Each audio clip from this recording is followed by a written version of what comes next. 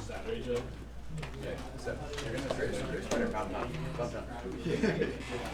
John Joe's the best compound fighter. John Jones. All right. So,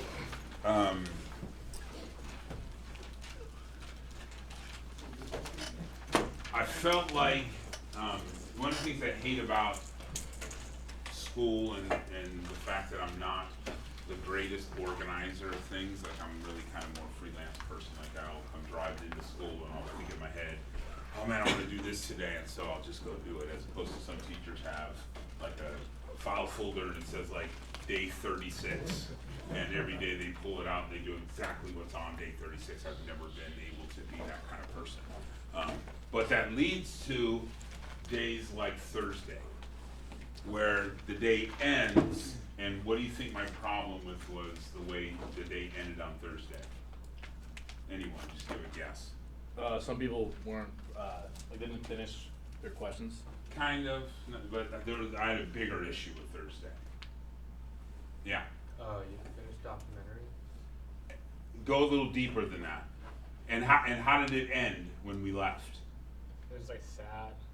It was kind of this really kind of just like tumultuous moment where it's making correlations, and without a discussion, it's just like, oh crap, and it just kind of leaves in this bad place.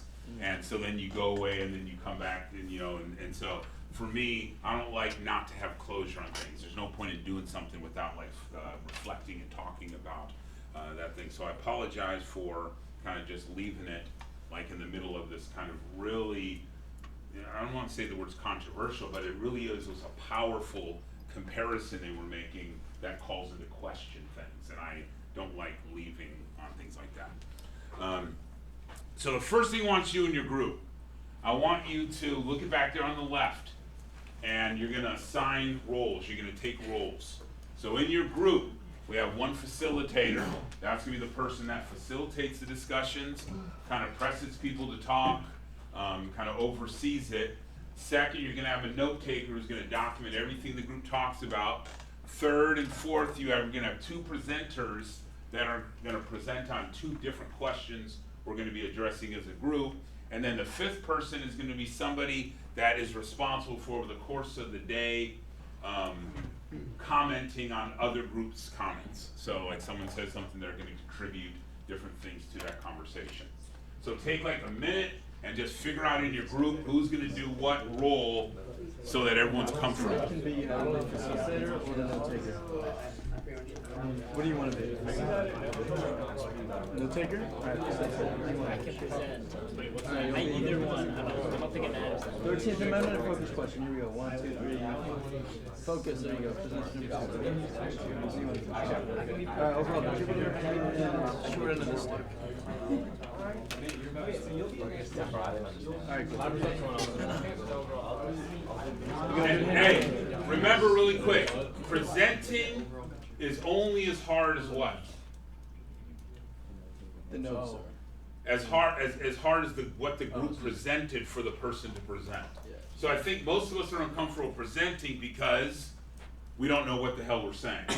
But if the group does a great job of coming up with answers, everyone in the room can present very well because you're confident with what's written on the paper.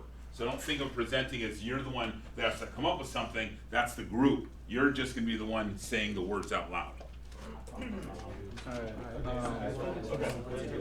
Alright, so you have good handwriting?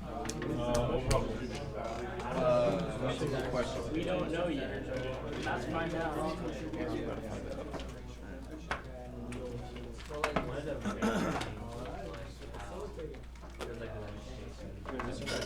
Whatever you're going to be training Either at the end of today, but probably more likely on I hate that Christmas music. This is the beginning of November. Some people already have their category of music that's Thanksgiving. Because I feel like there's like nothing that's like really. What song is Thanksgiving? Yeah, what song is Thanksgiving? That's what I'm saying. We need to like establish that as a. All right, so if you look, so the grade on this is going to be out of 50. 20 points are for your own individual worksheet. Okay, so I'm gonna go through the worksheets, I'm gonna make sure everyone thoroughly thought of different answers, developed well thought out answers themselves individually. Now again, you can add on to it as we're having the conversation today. Someone would say, well, that's cheating, they're not really, I've always, writing it down, paying attention, what are you doing? You're learning, you're getting knowledge, and so I don't care how that knowledge comes as long as it comes to you. So 20 points of the worksheet. 30 points are gonna be based on your contribution to your group today. You have your job, you gotta do your job, you gotta contribute in your group, and so I'm just gonna monitor and watch and see. What's one of the reasons I made groups? Collaboration. Pay attention, like working with great new people or different people. It's easier for everyone to contribute. There's like a difference of opinions. Just like kind of like build knowledge, I guess, kind of spread out. So they don't all have to do all the work? You can see like different people's, how they took the like kinda like how they took the message.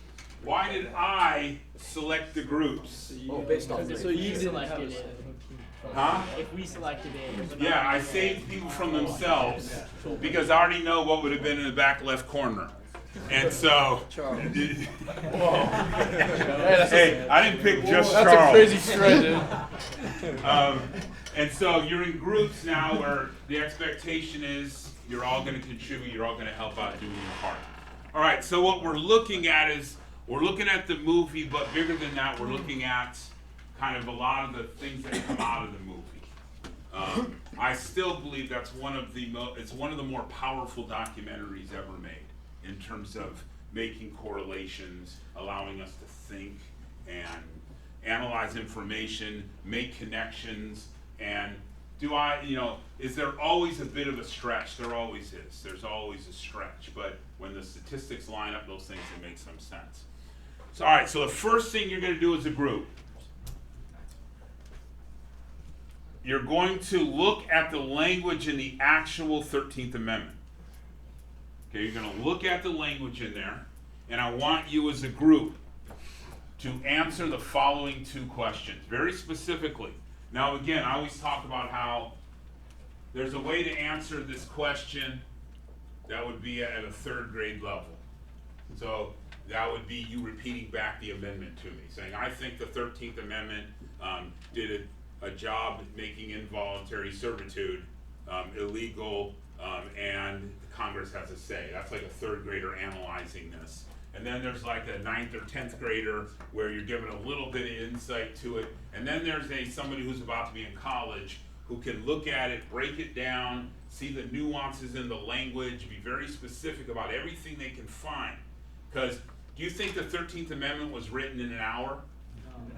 It was probably spent 2-3 months with committees and different people inputting, rewriting, taking this one word out that changed the feeling of the amendment to have a very specific amendment that was the goal of the country to move forward. So I want you to both look at this. What was the amendment? What was the aim of the amendment? What were they hoping to achieve by it? And then what do you notice about the very specific language that's used in it that kind of allows us to get maybe a hint at what they were thinking when they wrote it? Okay, so just to help out, facilitator, you're leading the discussion, note taker, you're writing down everything the group talks about. Presenter 1 is going to be articulating the group's answer to this question. Okay, and so they want to make sure they fully understand it, they're able to articulate it out in a good way. And then overall contributor, you're listening to other groups' answers, and anything that you want to add on, anything you think is incorrect, anything you want to elaborate on, you can do. All right, so we're going to go about 5 minutes. Now, it should be 5 minutes of talking and discussion, not 1 minute of discussion and then sitting there talking about the great Justice Summit we had. All right, so go ahead, you got 5 minutes, go. Alright, so Why do you think? What do you think this has been? Third grade answer that's like always looks off like It's still not for like. no. We're just refusing actual answers. Yeah, so let's not do that. Not here. Alright, let's neither slavery nor involuntary servitude except as a punishment for crime wherever shall exist within the United States or places under their jurisdiction. Congress shall have power to enforce this article by appropriate legislation. Immediate thoughts. So like it's obviously it leaves the loophole of crimes. But by having it as Congress not have the power to enforce it allows Congress to at least The punishment, so. Republican Congress to word the legislation. Involuntary servitude or Depending on what slavery party cannot be allowed they in could Senate. have not stopped, but enforced it in different ways to where slavery and involuntary servitude would not be attached. Yeah, they formulated it in a way that meets the rules that only, the rules of Constitution either way. And by that, Like accept. Accept as a punishment. Oh, yeah. Accept as a punishment. What do you notice about the language they use? It's kind of similar to like politicians answer to a question they don't know the answer to. Yeah, they just give very. They say a lot. You know, he's talking, but he doesn't say anything.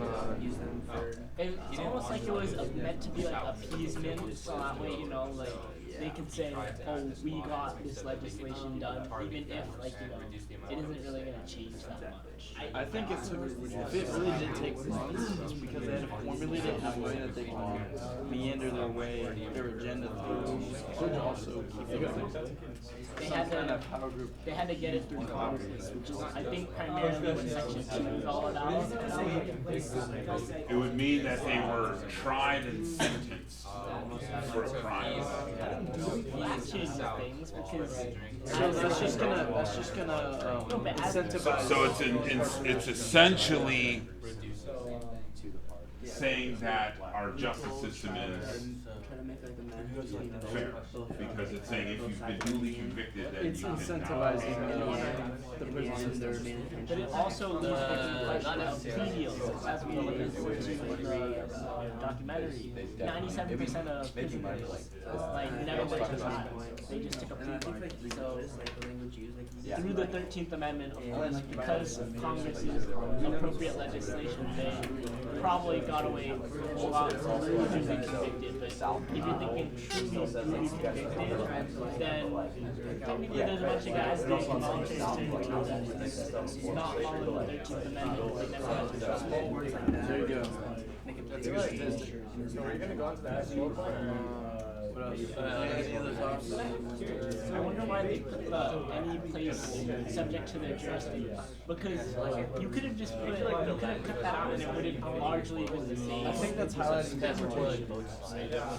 Like that's what I was gonna say. It's highlighting like deportation or like About 1 more minute? keeping them out, like deportation. Yeah.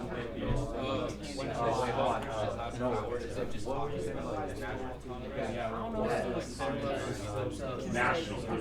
Of course, they took months on this, so they had a Because it's federal law, so states can't really. Worded really weird. Technically. I think purposefully we highlighted. Alright, any other thoughts? Because it's pretty good. Yes? No. As long as we have incentivized incarceration on this, since it's Congress, it's just. Okay. Alright, so that was actually a really good question. So when it says Congress shall have power to enforce this article by appropriate legislation,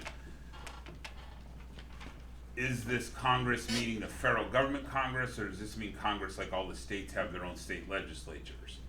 So by rule of understanding the American system, who does this have to mean? Federal. Because who would they have to legislate against? States. States that are not abiding by the 13th Amendment, so Congress should have some recourse in order to deal with states that aren't following the rules under the 13th Amendment. But that's a good question, and it's a good understanding of how our government works. All right, so the goal here is, so we'll start with group 1, okay? Only give one insight, maybe 2, and then hopefully each group can either give a different insight or elaborate deeper on the insight that was already kind of put out there. So, group 1, go ahead. I think for that first question that it was, I think at the end when they were trying to achieve, it was a mix between two kind of sides, like trying to facilitate and ratify an amendment to stop the slavery, but in the end, it was just a loophole to try to exploit, black communities for like just labor in general, which ended up being, the punishment clause. Okay, so that, now remember, so when the war ends, it's 1865, they're crafting the 13th Amendment. This is like early January of 1865, so the war just ended. Who was probably not a very prominent voice in the creation of the 13th Amendment? Southerners. Now, what was the key word I used there? Prominent. Do you think they still had some voice? Yes, because there were still people of influence. But ideally, the language probably is not extremely radical Republican because some Southerners had a voice, or there were more moderate Republicans who are saying, well, let's not go overboard with this. And so that's good. We can definitely see a loophole. Group 2, either, can you elaborate a little bit on what the words are specifically that provided the loophole, or if you have something else, that's fine too. Yeah, I think we were more thinking about Lincoln's attitude towards the South and how he was trying not to create conflict.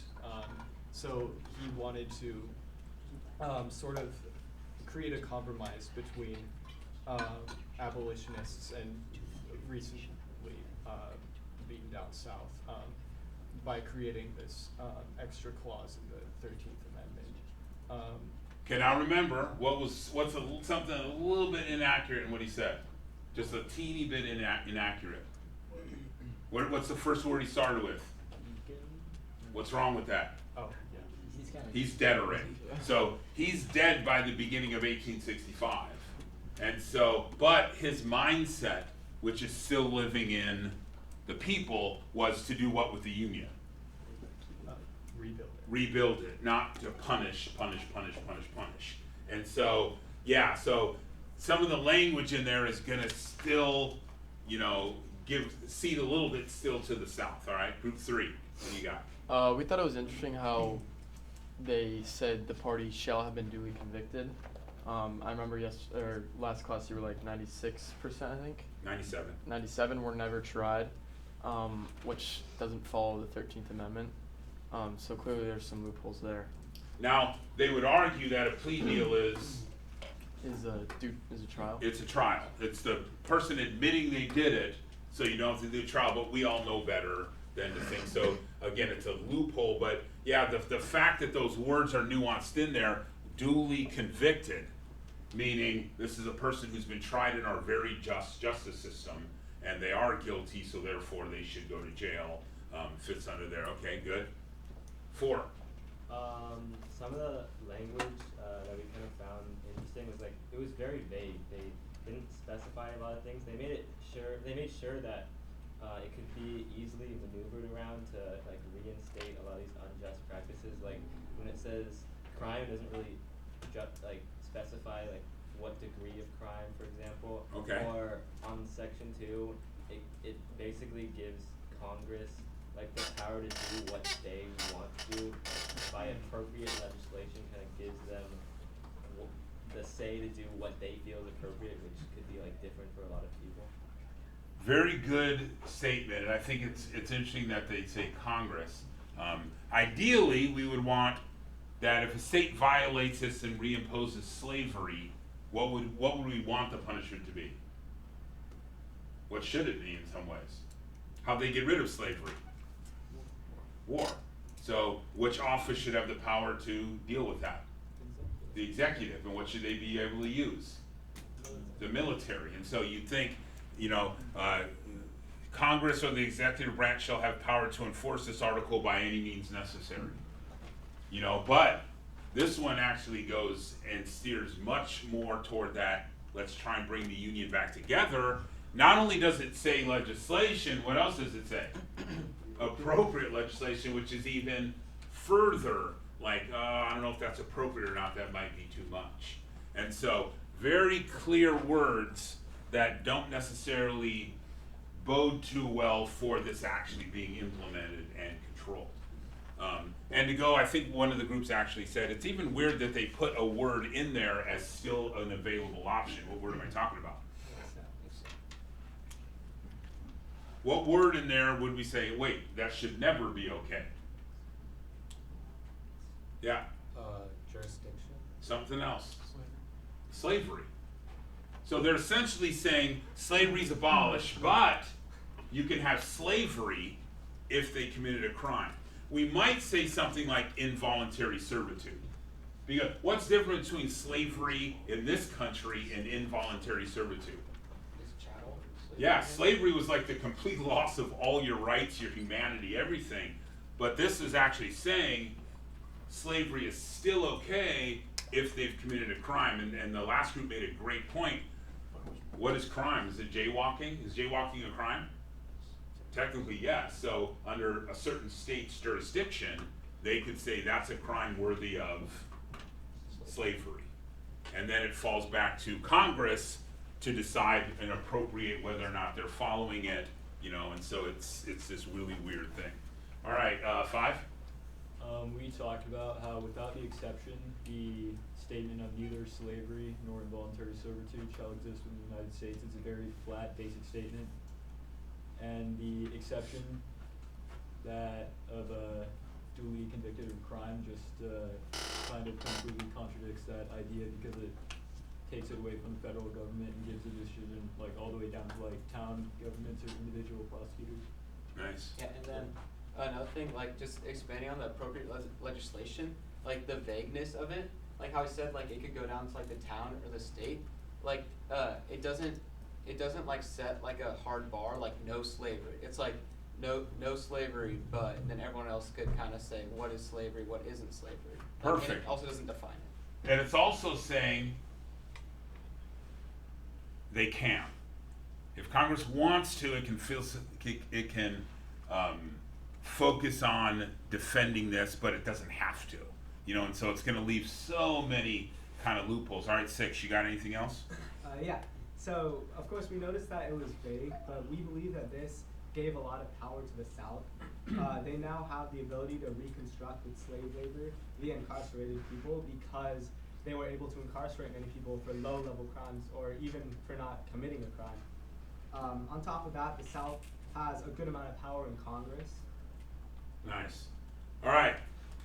So think about that. I think that this is one of those things where we start thinking about our country a little different. And again, I always like to emphasize this. I'm a patriot when it comes to America. But my vision of a patriot may be different from your vision of a patriot. I'm a patriot because what do I want to do with America? Make it just. I want to make it just. I want to make it what it said it was going to be in those documents because I believe those documents are the ideal. A nation built on equality, a nation built on freedom, a nation built on justice, all those things. And to me, a patriot is not somebody that blindly follows a nation. It's a nation that challenges a nation to be better than it is. And so,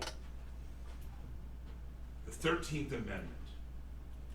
We like to think of this day, December of 1965. Now, one of the reasons we know that this isn't necessarily a true date, what holiday did we just recently create? Juneteenth. which is the recognition that slavery didn't actually end in December of 1965. It actually ended when the Union troops did what? Some part of Texas. Showed up wherever you were as a slave and scared away the slave master. And suddenly you were free. So it wasn't, we like to hail this as this crowning moment in American history. That we go, we finally did it. 1865, we ended this horrible institution. And what don't we like to look behind? The door, and look and see what happened after the 13th Amendment. Because if we do that and we look, what does this become? Just a piece of paper. Piece of paper that we didn't actually live up to and wouldn't actually do. And that sucks because it ruins the story. The story of the story that we want it to be, which is this just place that always does the right thing, it's the greatest place, and it never makes mistakes, blah, blah, blah, blah. And so by opening the door and looking, and we go, right after this, we have this, this, this, this, and this, we go, oh crap, you know, we got a lot of work to do still. And so, again, I think one of the first things that's important is looking at it and actually seeing that even the drafters of the amendment, even the people who articulated it out, it wasn't about the ending of slavery per se. Because what could this have said? End slavery. Slavery gone. You can't have slaves anymore. You know, under any conditions. You know, and so even then, as a prisoner, doesn't necessarily mean you're a slave, because what slavery imply also? Besides the physical occupation of your time. You don't have rights. You don't have rights, what else? What did slaves do? We've recently changed it a little bit, but even today, most slaves do what? In jail. They have a job. They work. And what do they get paid? $1. Like 38 cents, 20 cents, 52 cents. And so, because technically, you don't have to treat them as citizens, and they don't have to stand up to federal minimum wage laws. And so, this idea that we can still pay our prisoners a certain amount of money and still profit off our prisoners, that's essentially slavery, which is why that language still works as it is. All right, so I'm going to do a brief little recap, but I want you guys to fill in most of what it is. I'm just going to put up a word. And I think it's important as we talk about the 13th Amendment, the ending of slavery, it's important to kind of remember how we got to that point, you know. And so 1619 all the way up to 1861, what defined that for African Americans in this country? 2 words. Chattel slavery. Chattel slavery. And so we just talk about kind of the rise of chattel slavery in this country. 1619, 1640, John Punch gets the first life sentence. By 1670, Jamestown, Virginia passes a law saying the bloodlines will follow the mother, not the father, relegating most blacks to a condition of permanent slavery for the next considerable amount of time. 1776, we have the American Revolution. What happens during the road to revolution, do you think? What happens in America for blacks during that road to revolution? Were they getting like lined up in the military?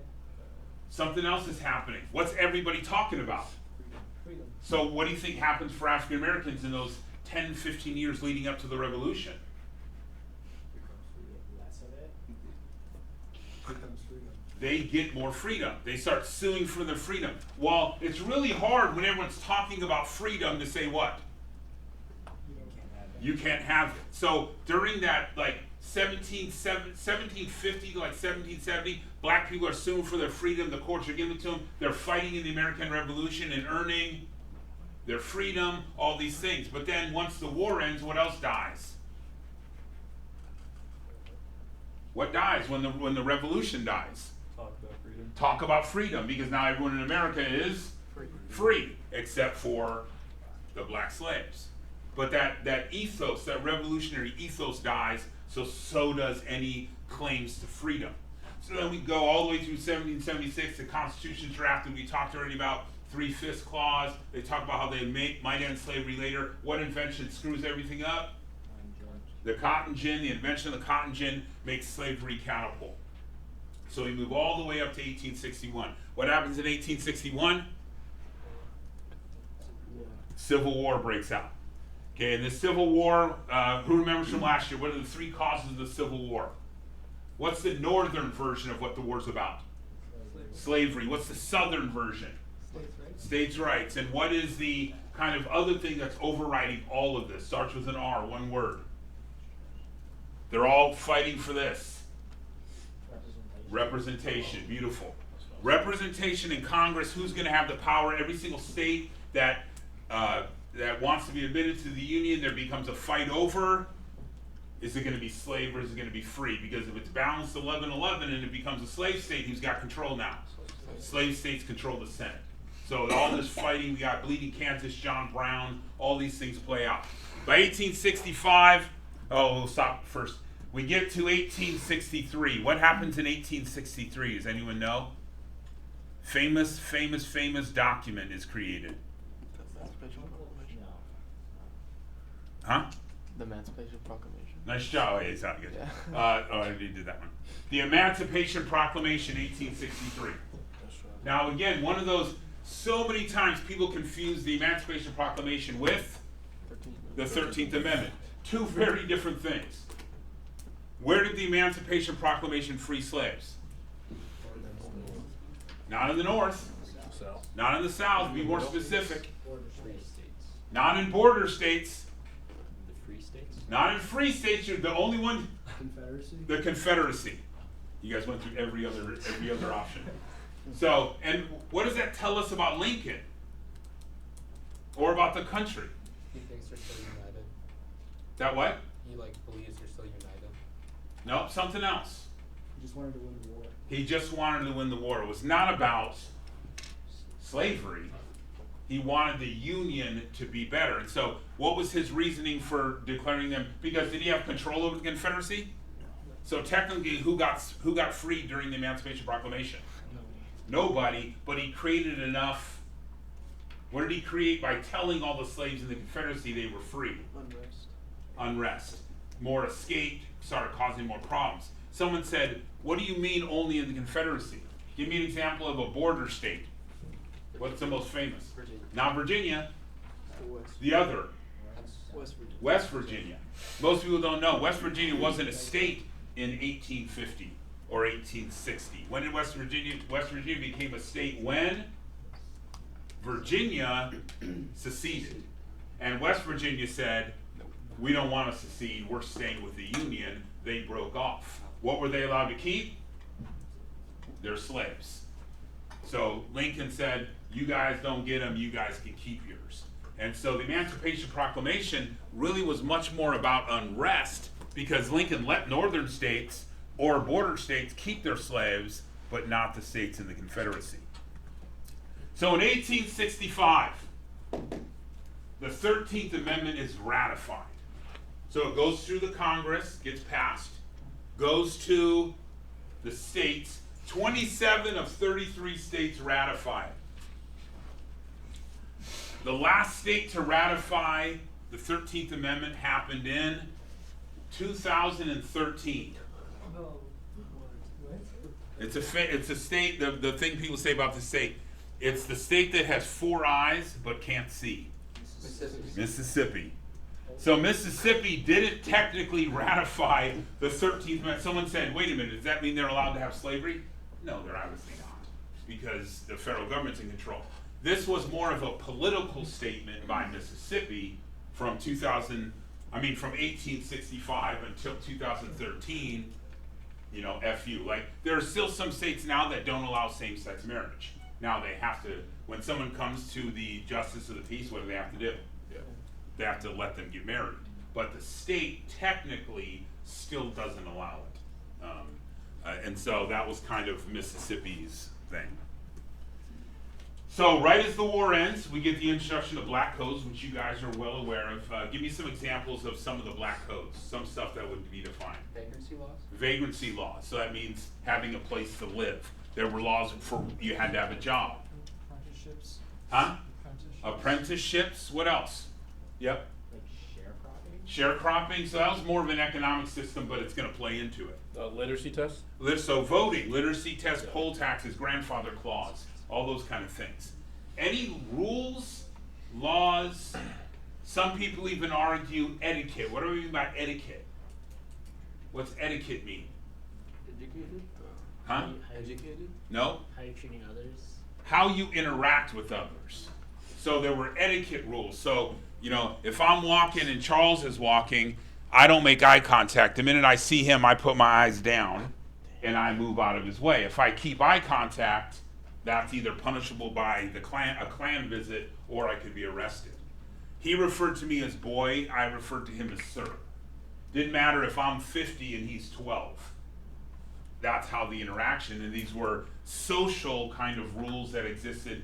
What's the greatest example of somebody who didn't understand those social rules? She understood them. Emmett Till. That was a good, she knew what she was doing. Emmett Till was from Chicago, went down to Money, Mississippi, and didn't understand those etiquette rules. And so he paid a price for not knowing the etiquette rules. And so these black codes are going to increase criminal prosecutions, which is going to fall under what? 13th Amendment. The 13th Amendment and the loopholes that were put into it, and it's going to lead to things like the convict lease system. And the convict lease system is essentially what? Slavery. Where prisoners sit in a jail cell, the state takes them out, uses them for forced labor, and then puts them back in their jail cell. Who benefits? The state does. And the plantation for cheap labor. And so, again, that's kind of how they played out. Now, the movie does a beautiful job of kind of making those connections between past and present, right? And again, I think it's important for us to understand that this country is not perfect. And that because it's not perfect doesn't mean it's not good or great. I can say out of my mouth both ways. There are parts of America I hate and it disgusts me, blah, blah. I love this country. Both those things can be true. It's being critical about that and challenging it and not just being somebody that turns a blind eye to it because it doesn't fit the narrative and it doesn't make us feel good about stuff. All right, so what I want you guys to do now, each group has a different question from the packet. You're going to have around 7 minutes, maybe I'll give you a little bit more, 8 minutes, 9 minutes. You need to come up with a very articulate answer to that one question. So group 1, you got question 2, group 2, question 3, group 3, question 5, group 4, question 7. Some of them are very concrete, meaning you got some stuff you got to talk about. Others are, what do you think? And so it takes a little bit more analysis in your minds about how your group personally responded to those things. Okay? So again, a lot of conversation. Right now, you're really hooking up the presenter. Each group should be able to talk for 2 or 3 minutes on their question, providing good details. What's obviously going to happen between the different groups sometimes? Overlap. And that's perfectly fine. If I have four different groups talk about mass incarceration in relationship to their question, that's perfectly fine. All right? So take about 8 minutes, go quickly, document it all, and get some well thought out answers to each question. Go ahead, go. How did post it to the legislation practice? No, ours is number 5 in the packet. Which policies discussed in the bill? Oh, yeah. So, Are we supposed to answer that question too? 3 strikes? No, don't worry about this one. This is number 2. Yeah. No, it's three of it, 3 any of them. 3 strikes, and then automatically. I don't remember. So what do you guys think? They said the war on drugs. Because it increased funding for like all that kind of stuff, like power numbers to arrest a bunch of people. They said something about it making a trickle-down effect of absent fathers. And I think it's also because it shifted the way the media looked at it to where like to the point where you get like all like the TV shows and all like the news coverage on it. Depicting black people as criminals, and they immediately mass and propaganda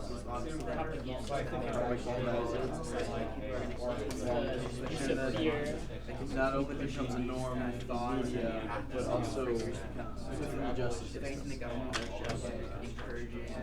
Easily the war on drugs started that trickle-down effect of because most of the other legislation comes down to fear and the motivation from the war on drugs. To where, for example, mandatory minimum sentences by the guy who's gonna stand at 3 strikes off. Trayvon Martin. Because of the fear that George Zimmerman. originally, not that it started, but that it brought back to life. not brought back to life. I was about to say Trayvon Walker got killed. That happened yesterday. Of course, it was there stuff like films like Birth of a Nation, the original Birth of a Nation.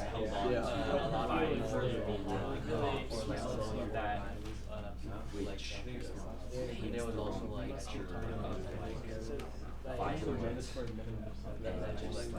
It's that for like a sentence, like let's say jaywalking, there's a mandatory minimum or like for like Yeah, none of those are as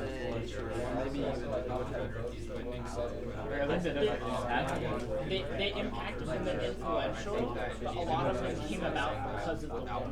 You could say that.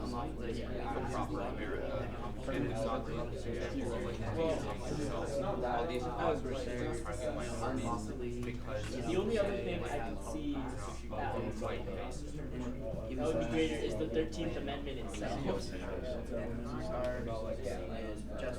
can also say, I can't remember if I'm wrong, look at one of his executives came out later and was like, oh yeah, there's a lot of more in case we say he was guilty. Oh yeah. Or well, I guess it wasn't Reagan?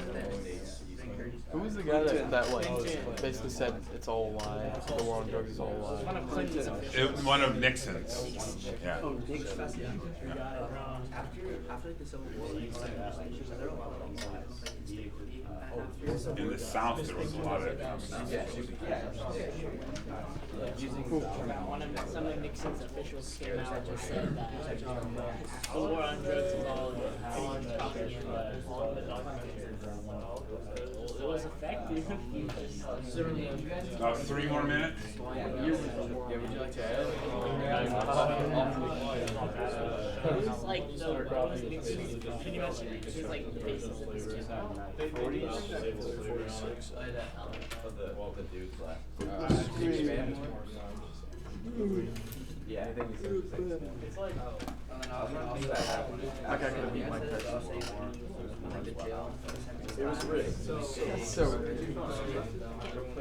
I'm surprised that the war on drugs like lasted so long. Like it's still there. It's not like it's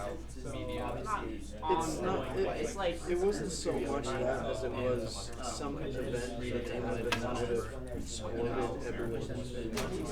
It's just the one that sparked that thing. it was the catalyst. They had like three different like generations. I think if that wouldn't have happened, it would have just been some other. Like it would have still been important, but it wouldn't be like prominent for all politicians to have a policy. It even affects like current day politics with Trump. Yeah. Well, I don't know about this. Trump talking about the good old days or whatever, right?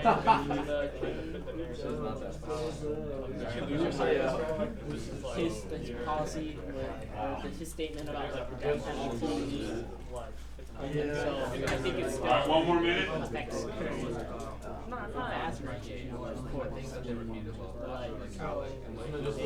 This is just a question. But then again, when you hear YMCA, Yeah, like, It was like you can add but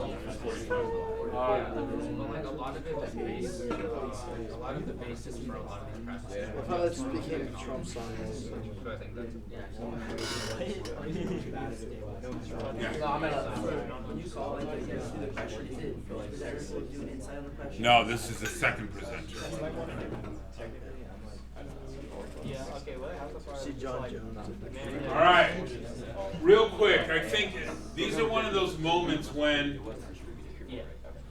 we're able to kind of see the world a little differently and maybe be able to articulate out or understand or be able to kind of change our perception of things. Like I always talk, one of the things, it used to be affirmative action. That used to be the thing that everyone had this confluted idea about. They didn't really understand what it was. Affirmative action was just a bad thing because everyone said it was a bad thing. And then when you articulated out what it was, people go, oh, okay, I didn't know that's what it was. And so, institutionalized racism, systemic racism. What are those, does anyone know what those terms mean? I think it means that like systemic is like laws that were passed that like secretly there's like an underlying racist like factor to it. So like the war on drugs. Yeah, like war on drugs. Those that kind of systemic racism. What's institutionalized racism? Think about the words, institutional. Is it just like racism that's been taught? Not taught. I mean, maybe like because it's an institution like the prison system. It's, okay, good, that's closer. Private interest. Private, so it's moved its way into our institutions in this country. Education, prison system, voting, all those, racism has, you know, because when was it there, obviously? 1860s, 1870s, 1880s, 1890s, 1900, 1910, 1920, 1930, 1940, 1950. And so in our minds, sometime in 1960 or 1970, what happened in the institutions? It all just disappeared. And it's not logical. It doesn't make any sense to think that that's how it played out. So this word, this which has become just like, it's hilarious almost. The amount of people when you go, hey, what do you think about critical race theory? It's the worst thing ever. Tell me a little bit about it. Well, I don't really know what it is, but you know, it's terrible. Critical race theory is the idea that in America, our institutions and our systems are still heavily influenced by the past, race. Racism, it's so embedded in our systems and always has been that it's still there today. And it has us look at everything through the lens that race still plays a role in America. Now, my guess is by the end of this class, it will be impossible for you to say it doesn't. That our institutions are indeed still influenced by race and racism of old.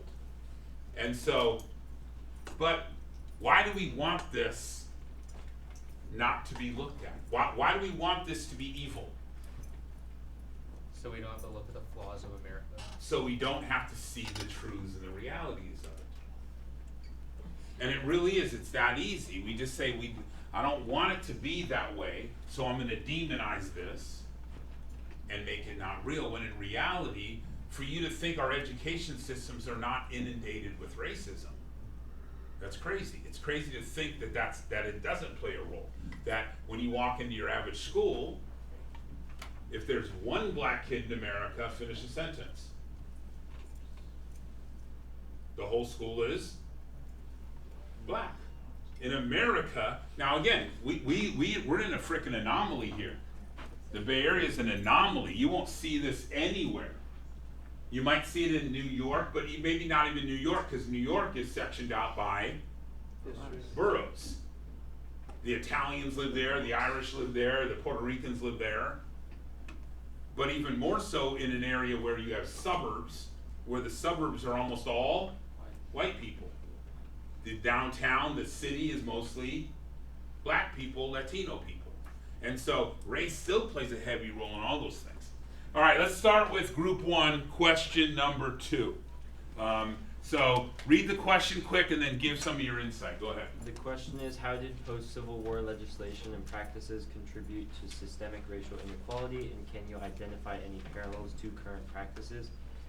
And from the legislative side, there were things like the black codes that were written or put in place soon after that systemically marginalized black people and took away many of their rights.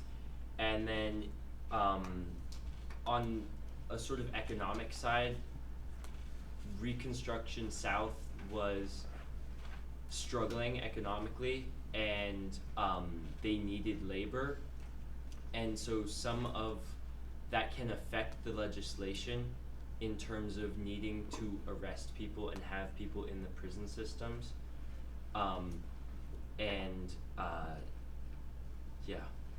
But then there's also the media side, Okay.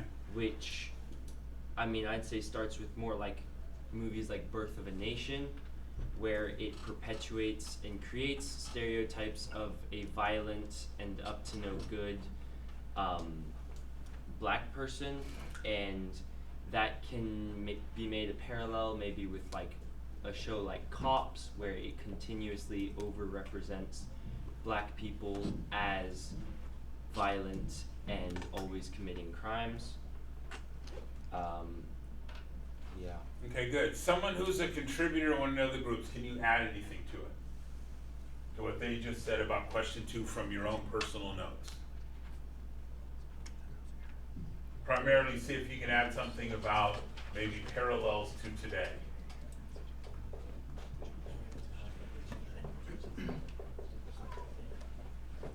Hurry up, somebody. Go ahead.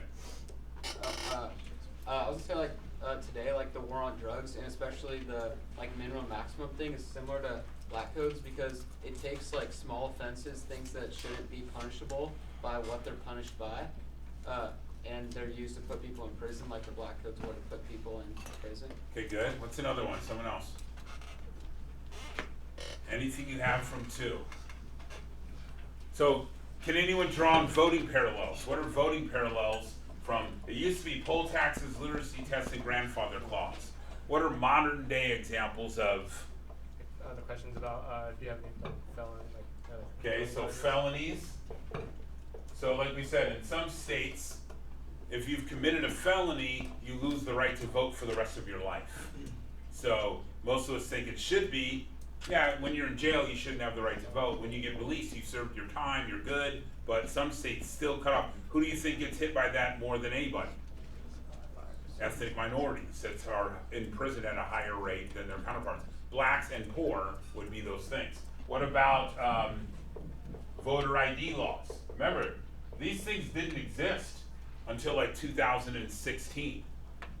There was no voter ID laws. They created a fake narrative that, what about our elections? That they're not secure. Who they say was voting in huge numbers? Undocumented, which isn't true on any level whatsoever. So they create these voter ID laws. Who do you think tends to not have IDs in this country? Poor people. And poor people tend to be minorities. And someone said, well, why wouldn't they have one? Well, what's the number one reason you get an ID in the first place? Driving. So if you don't have a car, a lot of people don't even get an ID. And so these voter ID laws purge voter rolls relatively easy. And then you look at the last one, very simple. Polling stations. What's the best way to cut down on voting? Less stations. You say, all right, we had money for 20 stations, but we're going to cut funding a little bit, so we're going to have 12 now. What happens at every polling station? The lines get bigger, 3 hours long. What are people gonna do? Leave and go home, because who lives in the cities where you think this happens the most? Minorities. Poor people, minorities. What's the difference? I can say I need 2 hours off from work because what kind of job do I have? I have a middle class job where I go tell them what I want to do. Someone at McDonald's doesn't say, hey boss, I'm taking off for a couple hours, deal with it. You know, and so that tends to hit the poor also. And so these are modern day equivalencies that attack voting rights of people, but we say that they're legitimate. In like the mandatory sentencing for drug offenses. Perfect. I thought that was like a good idea that also kind of related to. And what's unique about that is, how did we treat drugs prior to 1970? Like a health issue. It was a health issue, and we wanted to get people better. In 1970, we decided to criminalize it and start incarcerating people. And who do we incarcerate in huge numbers? Minorities. You know, and so that all kind of played out, yeah. And then like, if you're in jail, like not being able to vote, even though maybe it's not a crime, that's like a felony, it could be like a petty crime you could be in jail for, and that's just the time that you have to go out and vote. And so you're not voting, and then it adds on. The other thing to add, when we talk about the imprisonment of an individual, so that person in 1897 that went into prison under the convict lease system, explain to me the legacy of that. Somebody, what's the legacy? If someone said, well, that happened in 1897, what's the legacy of that? Could cause like violence to trickle down, or like poor, like you have no class, no power. That's good. So the economic loss.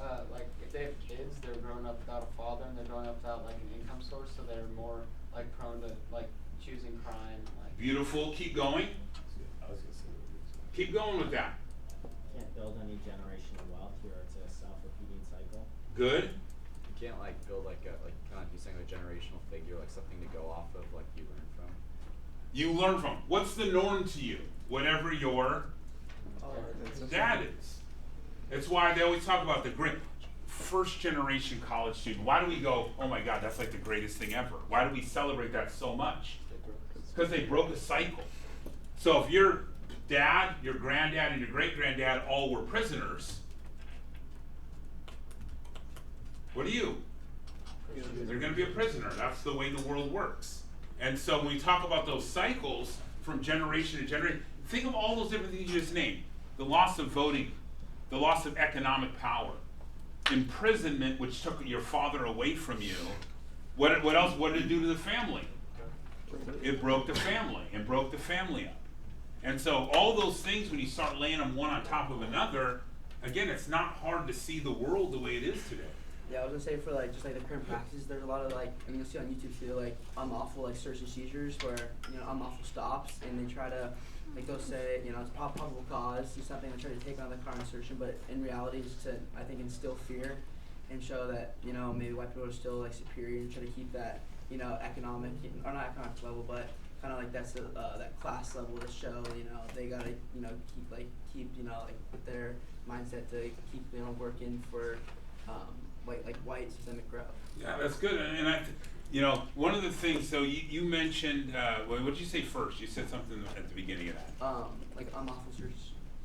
So we think of something like stop and frisk, and we get this image in our head of the police stopping a black guy or Latino guy on the street. And then we superimpose it and we go back to a slave walking across, you know, a street and someone asking him where his papers are, if he, you know, and so those kind of things. All right, hang on to this. We'll finish it up. When is that? Will I give it to you now?